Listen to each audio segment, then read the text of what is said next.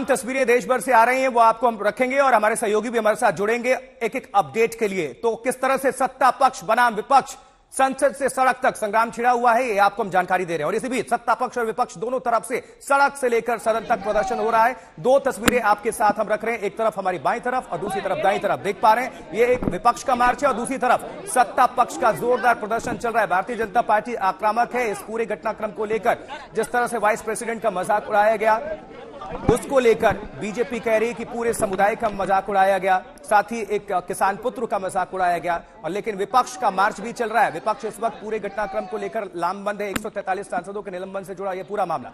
जितेंद्र बहादुर सिंह हमारे सहयोगी मौजूद हैं, आपको लिए चलते हैं। जितेंद्र, जो भी अभी जानकारी है और तस्वीरें हैं दर्शकों के बीच रखिए।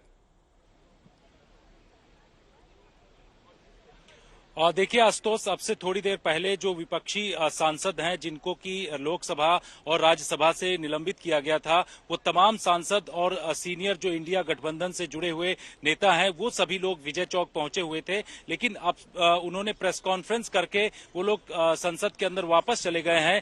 आपको यहाँ की तस्वीरें दिखाना चाहूंगा विजय चौक की कि किस तरीके से पूरा विजय चौक जो है उसको बैरिकेड कर दिया गया था कि जो सांसद हैं वो आगे की तरफ न बढ़ पाए। हालांकि सांसदों ने जब लोकसभा और राज्यसभा के से सांसद जो परिसर है, संसद परिसर, वहां से जब लोग बाहर की तरफ निकले तो बाहर निकलने के बाद यहां पर पुलिस का भारी बंदोबस्त था। इस वजह से सभी सांसद विजय चौक की तरफ आ गए। यहां पर आप देखिए कि गाड़ियों को भी लगाया गया था। अगर प्रदर्शन बहुत ज्यादा होता तो इन तमाम सांसदों को हिरासत में भी लिया जा सकता था। इस तरीके की तैयारी दिल्ली पुलिस की तरफ से यहां पर की गई थी। तो पूरी स्थिति यहां पर आपको मैं दिखा रहा हूं कि कैसे यहां पर सांसदों को और नेताओं को रोकने के लिए दिल्ली पुलिस की तरफ से तैयारी की गई थी। यहां पर जो विपक्षी सांसद हैं, इंडिया गठबंधन से जुड़े हुए जो सांसद हैं, फौरन आपका रुख करेंगे, बने रहिएगा हमारे साथ। तो विपक्षी सांसद जो प्रोटेस्ट कर रहे हैं उसमें मल्लिकार्जुन खड़गे भी शामिल हुए, उन्होंने क्या प्रतिक्रिया रखी, क्या कुछ कह रहे हैं, पहले दर्शकों को सुनवा देते हैं।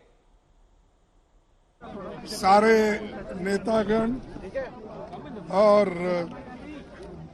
यहाँ पर पधारे हुए सारे मेरे मीडिया के दोस्तों, आज हम जो ये प्रोटेस्ट कर रहे हैं, ये प्रोटेस्ट सरकार के खिलाफ ये आंदोलन है। सरकार ये नहीं चाहती, मोदी जी ये नहीं चाहते और सदन के मुखिया है वो भी नहीं चाहते कि सदन चले। लेकिन मैं माफी चाहता हूं कि जो चेयरमैन साहब ने एक मुद्दा उठाकर हम सारे संसद को उन्होंने एक तरीके से जातिवाद पर लाया है। अरे हम डेमोक्रेसी में बात करना हमारा हक है। हम चुने हुए सदस्य हैं और लोगों के भावना को पार्लियामेंट में बताना पार्लियामेंट मेंबर्स का कर्तव्य होता है, वो हम कर रहे थे। लेकिन यहाँ पर जो घटना घटी लोकसभा में, वही मुद्दे पर लोकसभा और राज्यसभा में हम ये उठाना चाहते थे कि क्या सिक्योरिटी ब्रीच कैसा हुआ, कौन उसके लिए रिस्पॉन्सिबल है और क्यों ऐसा हुआ, इसके बारे में आप सदन को बताइए। और सदन तो ये देश का बहुत बड़ा पंचायत है। अगर आप सदन में नहीं बोलेंगे तो कहाँ बोलेंगे। ये दुर्दैव है कि शाह साहब भी वहां पर नहीं आए हाउस में और प्रधानमंत्री नहीं आए। क्या हुआ इसके बारे में उन्होंने नहीं बताया।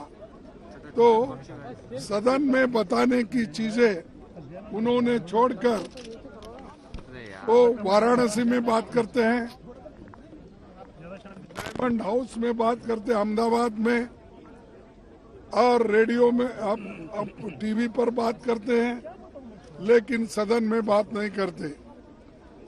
ये सदन का अमर्यादा उन्होंने किया और सदन में आके जो बातें बोलनी थी कानून के मुताबिक, he should come and speak in the house first. तो शीत सत्र के बहाने शीत युद्ध एक तरह से देखने को मिल रहा है और सब कुछ सेंटर में क्या है, 2024 लोकसभा चुनाव। चलिए, मल्लिकार्जुन खड़गे कांग्रेस के प्रेसिडेंट आरोप लगाते रहे, सवाल खड़े करते रहे। क्या कुछ कह रहे हैं सदन में नहीं बाहर बोलते हैं। प्रधानमंत्री नरेंद्र मोदी यानी पीएम पर भी टारगेट किया इन्होंने और कह रहे हैं कि टीवी पर बोलते हैं, रेडियो पर बोलते हैं, मन की बात करते हैं, लेकिन सदन में नहीं बोल रहे हैं। पीएम मोदी पहले संसद में बयान दें। साथ ही गृहमंत्री अमित शाह को लेकर भी निशाना साधा मल्लिकार्जुन खड़गे ने।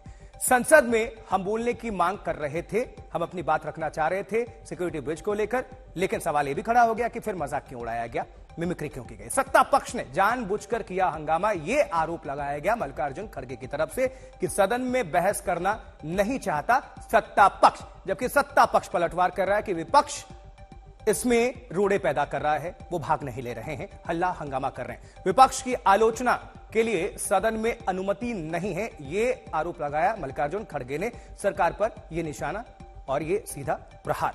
हम सरकार को चेतावनी देते हैं, ये भी कह रहे हैं, अल्टीमेटम दे रहे हैं, चेतावनी दे रहे हैं, वो ना सोचे कि 1000 साल रहेंगे, लोकतांत्रिक रूप से व्यवहार करे सरकार। नसीहत भी दी जा रही है, संविधान का ख्याल रखा जाना चाहिए, मल्लिकार्जुन खड़गे का यह स्टेटमेंट। अगर यही है तो सबको बाहर डाल के अकेले ही सदन चलाइए, यह भी कहा जा रहा है। लेकिन इसी बीच शरद पवार से बातचीत की है हमारे आज तक के सहयोगी ने। क्या कुछ कहना है शरद पवार का, आपको सुनवाते हैं, सुनिए। सदन में इससे कुछ हुआ नहीं, जो हुआ TV9 थोड़ा नीचे, TV9 वो देश के इतिहास में आज से पहले कभी हुआ नहीं। 150 एमपीज को सदन के बाहर निकलने का हिस्टोरिक काम ये दोनों सदन में हुआ था।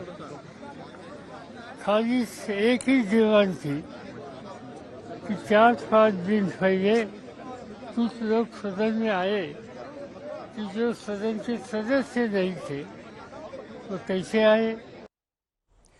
शरद पवार को आपने सुन लिया, लेकिन दिग्विजय सिंह वो क्या कह रहे हैं, उनसे भी बातचीत की है आज तक के संवाददाता ने, आपको सुनवाते हैं, सुनिए।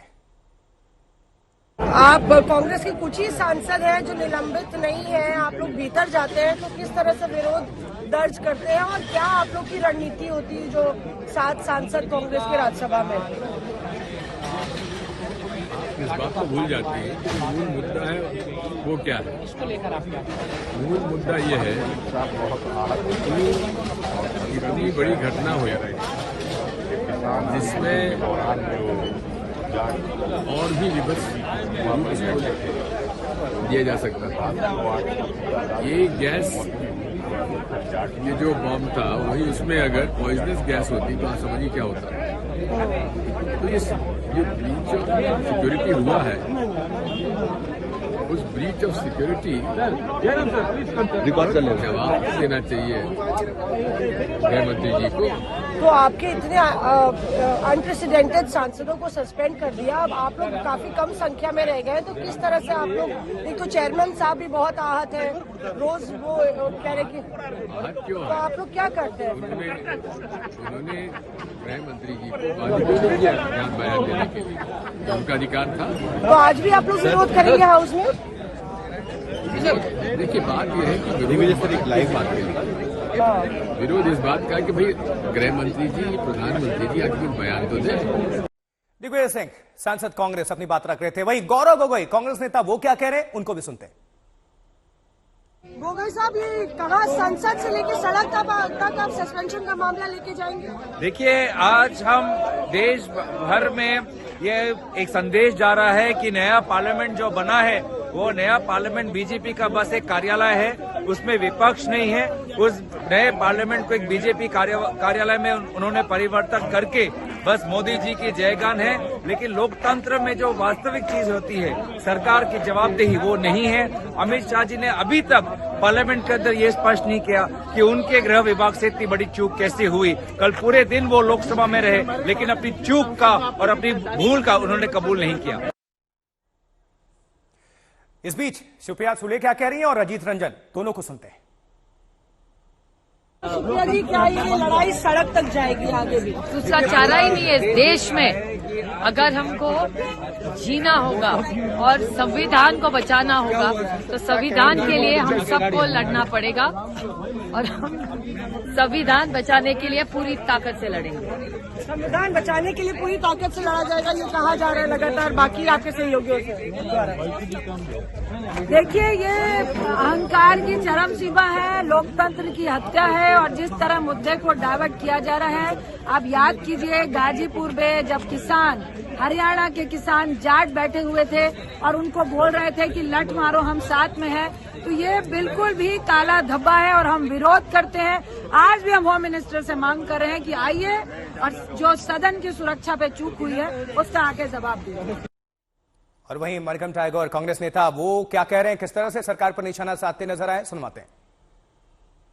ये तमाम सांसद ऐसे भी हैं, आपके कुछ सांसद हैं जो बचे हैं, जो सस्पेंड नहीं हुए, तो उनकी क्या रणनीति होती है हाउस में, लोकसभा में आज जाएंगी? कौन कौन से ऐसे सांसद हैं? सिर्फ 4-5 सांसद ही बचे हुए हैं, वो सारे लोग जा रहे हैं अंदर और उनका सस्पेंड नहीं कर रहे हैं। तो कल भी नहीं कर पाए हैं, आज भी नहीं कर रहे हैं, क्योंकि इनका 150 एमपीओ को बाहर कर दिया गया और लोकतंत्र में 7 बिल पास हुआ बिना ऑपोजिशन का व्यू का।